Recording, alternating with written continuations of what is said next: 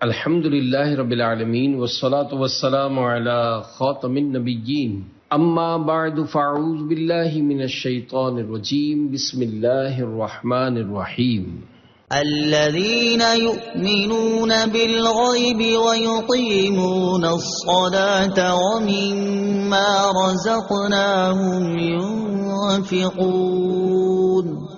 ترجمہ: وہ لوگ جو بغیر دیکھے ایمان لاتے ہیں اور نماز قائم کرتے ہیں اور ہمارے دیے ہوئے رزق میں سے کچھ ہماری راہ میں خرچ کرتے ہیں۔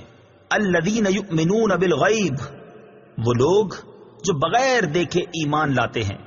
تفسیر صراط الجنان میں ہے۔ یہاں سے لے کر المفلحون تک کی 3 آیات مخلص مومنین کے بارے میں ہیں جو ظاہری اور باطنی دونوں طرح سے ایمان والے ہیں۔ اس کے بعد 2 آیتیں ان لوگوں کے بارے میں ہیں جو ظاہری اور باطنی دونوں طرح سے کافر ہیں، اور اس کے بعد کی 13 آیتیں منافقین کے بارے میں ہیں جو کہ باطن میں کافر ہیں اور اپنے آپ کو مسلمان ظاہر کرتے ہیں۔ آیت کے اس حصے میں متقی لوگوں کا ایک وصف بیان کیا گیا ہے کہ وہ لوگ بغیر دیکھے ایمان لاتے ہیں، یعنی وہ ان تمام چیزوں پر ایمان لاتے ہیں جو ان کی نگاہوں سے پوشیدہ ہیں، اور نبی کریم صلی اللہ تعالی علیہ وسلم نے ان کے بارے میں خبر دی ہے، جیسے مرنے کے بعد دوبارہ زندہ کیا جانا، قیامت کا قائم ہونا، اعمال کا حساب ہونا اور جنت و جہنم وغیرہ۔ ایک قول یہ بھی ہے کہ یہاں غیب سے قلب یعنی دل مراد ہے۔ اس صورت میں آیت کے معنی یہ ہوں گے کہ وہ دل سے ایمان لاتے ہیں۔ ایمان اور غیب سے متعلق چند اہم باتیں۔ اس آیت میں ایمان اور غیب کا ذکر ہوا ہے، اس لیے ان سے متعلق چند اہم باتیں یاد رکھیں۔ نمبر 1، ایمان اسے کہتے ہیں کہ بندہ سچے دل سے ان سب باتوں کی تصدیق کرے جو ضروریات دین میں داخل ہیں، اور کسی ایک ضرورت دینی کے انکار کو کفر کہتے ہیں۔ نمبر 2، عمل ایمان میں داخل نہیں ہوتے، اسی لیے قرآن پاک میں ایمان کے ساتھ عمل کا جدا گانا ذکر کیا جاتا ہے، جیسے اس آیت میں بھی ایمان کے بعد نماز و صدقہ کا ذکر علیحدہ طور پر کیا گیا ہے۔ نمبر 3، غیب وہ ہے جو ہم سے پوشیدہ ہو اور ہم اپنے حواس جیسے دیکھنے، چھونے وغیرہ سے اور بدیہی طور پر عقل سے اسے معلوم نہ کر سکیں۔ نمبر 4، غیب کی 2 قسمیں ہیں۔ نمبر 1، جس کے حاصل ہونے پر کوئی دلیل نہ ہو، یہ علم غیب ذاتی ہے اور اللہ تعالی کے ساتھ خاص ہے، اور جن آیات میں غیر اللہ سے علم غیب کی نفی کی گئی ہے وہاں یہی علم غیب مراد ہوتا ہے۔ نمبر 2، جس کے حاصل ہونے پر دلیل موجود ہو، جیسے اللہ تعالیٰ کی ذات و صفات، گزشتہ انبیاء کرام علیہ الصلوۃ والسلام اور قوموں کے احوال، نیز قیامت میں ہونے والے واقعات وغیرہ کا علم، یہ سب اللہ تعالیٰ کے بتانے سے معلوم ہیں، اور جہاں بھی غیر اللہ کے لیے غیب کی معلومات کا ثبوت ہے وہاں اللہ تعالیٰ کے بتانے ہی سے ہوتا ہے۔ نمبر 5، اللہ تعالیٰ کے بتائے بغیر کسی کے لیے ایک ذرے کا علم غیب ماننا قطعی کفر ہے۔ نمبر 6، اللہ تعالیٰ اپنے مقرب بندوں جیسے انبیاء کرام علیہ الصلوۃ والسلام اور اولیاء اعظام رحمت اللہ تعالی علیہم پر غیب کے دروازے کھولتا ہے، جیسا کہ خود قرآن و حدیث میں ہے۔ اس موضوع پر مزید کلام سورہ آل عمران کی آیت نمبر 179 کی تفسیر میں مذکور ہے۔ وَيُقِيمُونَ الصَّلَاةَ، اور نماز قائم کرتے ہیں، تفسیر صراط الجنان میں ہے۔ آیت کے اس حصے میں متقی لوگوں کا دوسرا وصف بیان کیا گیا کہ وہ نماز قائم کرتے ہیں۔ نماز قائم کرنے سے مراد یہ ہے کہ نماز کے ظاہری اور باطنی حقوق ادا کرتے ہوئے نماز پڑھی جائے۔ نماز کے ظاہری حقوق یہ ہیں کہ ہمیشہ ٹھیک وقت پر پابندی کے ساتھ نماز پڑھی جائے، اور نماز کے فرائض، سنن اور مستحبات کا خیال رکھا جائے، اور تمام مفسدات و مکروہات سے بچا جائے۔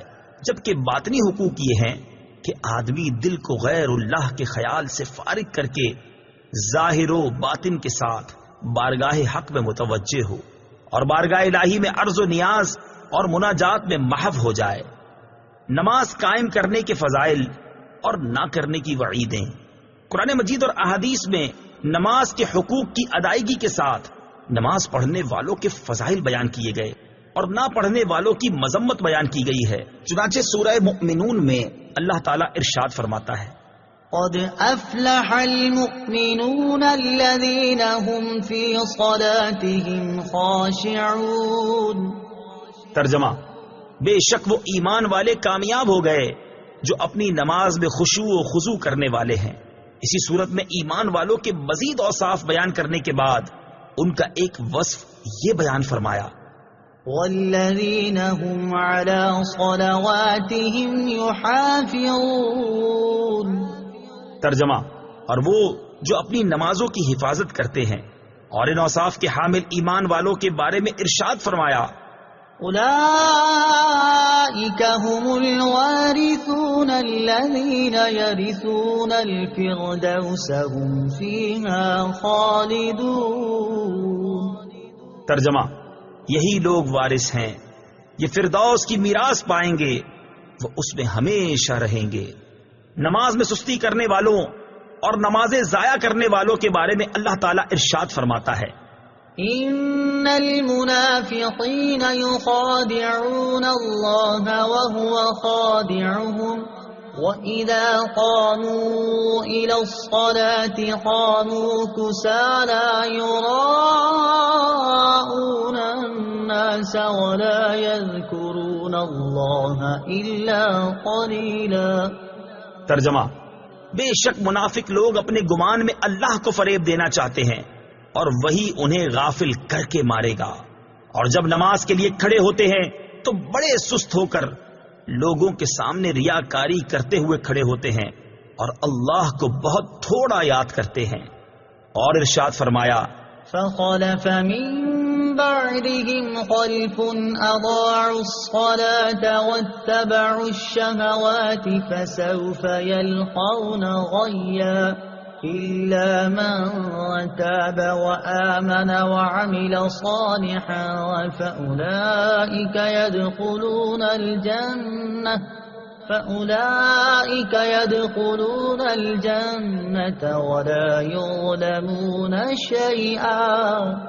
ترجمہ: تو ان کے بعد وہ نالائق لوگ ان کی جگہ آئے جنہوں نے نمازوں کو ضائع کیا اور اپنی خواہشوں کی پیروی کی، تو ان قریب وہ جہنم کی خوفناک وادی غی سے جا ملیں گے، مگر جنہوں نے توبہ کی اور ایمان لائے اور نیک کام کیے تو یہ لوگ جنت میں داخل ہوں گے اور ان پر کوئی زیادتی نہیں کی جائے گی. بخاری شریف کی حدیث ہے، حضرت عثمان غنی رضی اللہ تعالی عنہ فرماتے ہیں، سرکار دو عالم صلی اللہ تعالی علیہ وسلم نے ارشاد فرمایا: جس نے میرے اس وضو کی طرح وضو کیا پھر اس طرح 2 رکعت نماز پڑھی کہ ان میں خیالات نہ آنے دے تو اس کے پچھلے تمام گناہ بخش دیے جائیں گے. مسلم شریف کی حدیث ہے، حضرت عقبہ بن عامر رضی اللہ تعالی عنہ سے روایت ہے، سید المرسلین صلی اللہ تعالی علیہ وسلم نے ارشاد فرمایا: جو بھی مسلمان اچھے طریقے سے وضو کرتا ہے پھر کھڑے ہو کر اس طرح 2 رکعت نماز پڑھتا ہے کہ اپنے دل اور چہرے سے متوجہ ہو کر یہ 2 رکعتیں ادا کرتا ہے تو اس کے لیے جنت واجب ہو جاتی ہے. مسند امام احمد کی حدیث ہے، حضرت عبداللہ بن عمرو رضی اللہ تعالی عنہما سے روایت ہے، حضور پر نور صلی اللہ تعالی علیہ وسلم نے ارشاد فرمایا: جس نے نماز پر مداومت کی تو قیامت کے دن وہ نماز اس کے لیے نور، برہان اور نجات ہوگی، اور جس نے نماز کی محافظت نہ کی تو اس کے لیے نہ نور ہے، نہ برہان، نہ نجات، اور وہ قیامت کے دن قارون، فرعون، حامان اور ابی بن خلف کے ساتھ ہوگا.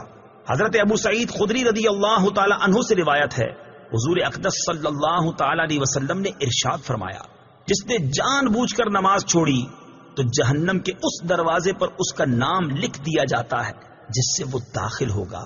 وَمِمَّا رَزَقْنَاهُمْ يُنْفِقُونَ، اور ہمارے دیے ہوئے رزق میں سے کچھ ہماری راہ میں خرچ کرتے ہیں. تفسیر صراط الجنان میں ہے، آیت کے اس حصے میں متقی لوگوں کا تیسرا وصف بیان کیا گیا کہ وہ اللہ تعالیٰ کے دیے ہوئے رزق میں کچھ اللہ تعالیٰ کی راہ میں خرچ کرتے ہیں. راہ خدا میں خرچ کرنے سے یا زکوٰۃ مراد ہے، جیسے کئی جگہوں پر نماز کے ساتھ زکوٰۃ ہی کا تذکرہ ہے، یا اس سے مراد تمام قسم کے صدقات ہیں جیسے غریبوں، مسکینوں، یتیموں، طلباء، علماء اور مساجد و مدارس وغیرہ کو دینا. نیز اولیاء کرام یا فوت شدگان کے ایصال ثواب کے لیے جو خرچ کیا جاتا ہے وہ بھی اس میں داخل ہے کہ وہ سب صدقات نافلہ ہیں۔ مال خرچ کرنے میں میانہ روی سے کام لیا جائے۔ آیت میں فرمایا گیا کہ جو ہمارے دیے ہوئے میں سے کچھ ہماری راہ میں خرچ کرتے ہیں، اس سے معلوم ہوا کہ راہ خدا میں مال خرچ کرنے میں ایسا نہیں ہونا چاہیے کہ اتنا زیادہ مال خرچ کر دیا جائے کہ خرچ کرنے کے بعد آدمی پچھتائے، اور نہ ہی خرچ کرنے میں کنجوسی سے کام لیا جائے، بلکہ اس میں اعتدال ہونا چاہیے۔ اس چیز کی تعلیم دیتے ہوئے ایک اور مقام پر اللہ تبارک و تعالی ارشاد فرماتا ہے، ولا تجعل يدك مغلولة إلى عنقك ولا تبسطها كل البسط فتقعد ملوما محسورا۔ ترجمہ، اور اپنا ہاتھ اپنی گردن سے بندھا ہوا نہ رکھو اور نہ پورا کھول دو کہ پھر ملامت میں حسرت میں بیٹھے رہ جاؤ۔ اور کامل ایمان والوں کا وصف بیان کرتے ہوئے ارشاد فرمایا، والذین اذا انفقوا لم يسرفوا ولم يقتروا وكان بين ذلك قواما۔ ترجمہ، اور وہ لوگ کہ جب خرچ کرتے ہیں تو نہ حد سے بڑھتے ہیں اور نہ تنگی کرتے ہیں، اور ان دونوں کے درمیان اعتدال سے رہتے ہیں۔ صدق اللہ